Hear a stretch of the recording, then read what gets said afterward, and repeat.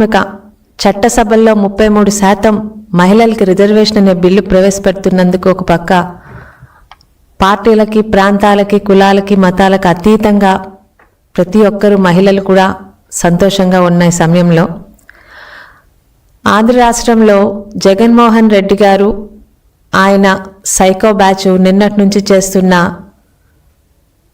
విమర్శలు, కబుర్లు, వాళ్ళు చెప్పుకుంటున్న గొప్పల గురించి మాట్లాడడానికి మేము ముందుకు వచ్చాను.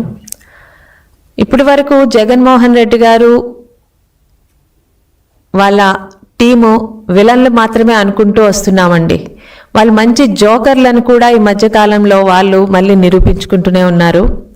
ముఖ్యంగా మాజీ మహిళా మంత్రి గారైన విడుదల రజనీ గారు ఈరోజు ప్రెస్ మీట్ పెట్టి తెలుగుదేశం పార్టీ వచ్చినప్పటి నుంచి అన్ని ఘోరాలు, అకృత్యాలే, అన్ని వర్గాల వారికి, ఇటు మహిళలకి, వృద్ధులకి, పిల్లలకి, యువకులకి అందరి మీద కూడా అకృత్యాలు జరిగిపోతున్నాయని నోటి మాటగా మాట్లాడుతున్నారు.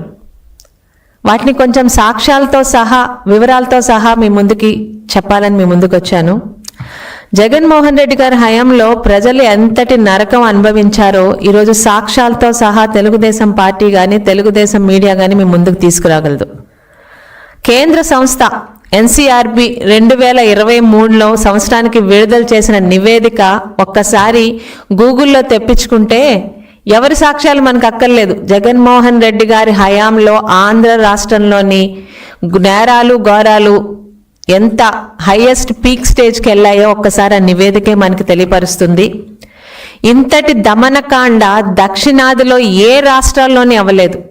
మనకంటే వైశాల్యంలోని ప్రజల్లో ఎక్కువ సంఖ్యలో ఉన్న ఇటు కర్ణాటక, తమిళనాడును దాటి మరి జగన్మోహన్ రెడ్డి హయాంలో ఆంధ్ర రాష్ట్రంలోని ప్రాంతాల మీద, అన్ని కులాలు, మతాలు, అన్ని వర్గాల మీద ఎలాంటి దమనకాండ జరిగిందో ఈరోజు సాక్ష్యాలతో సహా మీడియా నిరూపిస్తుంది.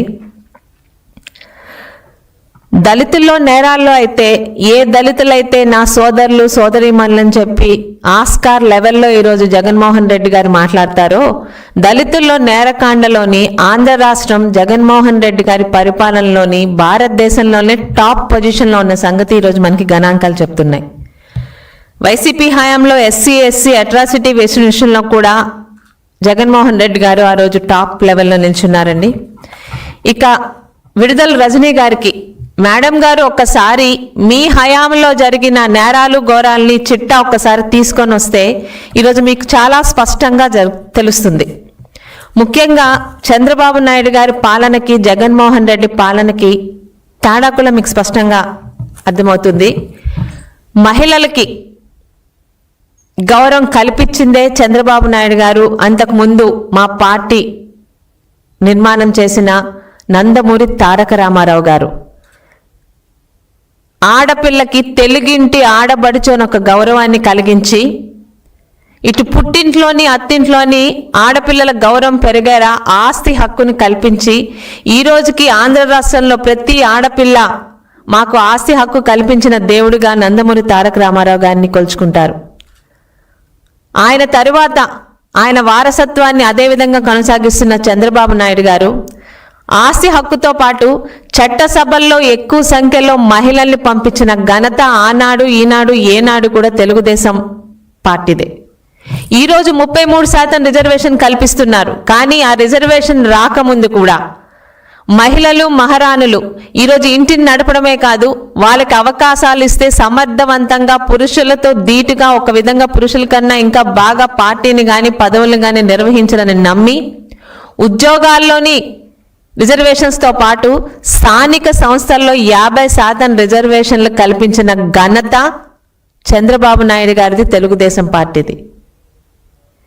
డ్వాక్రా మహిళలు ఈరోజు చదువులతో సంబంధం లేకుండా ఒక ఆడపిల్లకి సంపాదన మార్గాన్ని చూపిస్తే ఇంటిని ఎంత చక్కగా సరిదిద్దుకుంటుందో అన్న ఒక ఆలోచనతో డ్వాక్రా సంఘాలు స్థాపించి సుమారు 1 కోటి మంది డ్వాక్రా మహిళలు ఒక నమ్మకంతో సంఘాల్లోని జాయిన్ అయ్యేలా చేసింది చంద్రబాబు నాయుడు గారు. అమెరికా ప్రెసిడెంట్ పక్కన డ్వాక్రా మహిళని కూర్చోపెట్టి చంద్రబాబు నాయుడు గారి ప్రభుత్వంలో మహిళలకు ఎంతటి ఆదరణ ఇస్తున్నారో చరిత్రే చెప్తుంది. ఈరోజు ఇక జగన్మోహన్ రెడ్డి గారు మహిళలకి ఎంత ఆదరణ ఇచ్చారో కూడా ఒకసారి మీ అందరికీ తెలియాలండి. అమరావతి మహిళలు మనెవ్వరం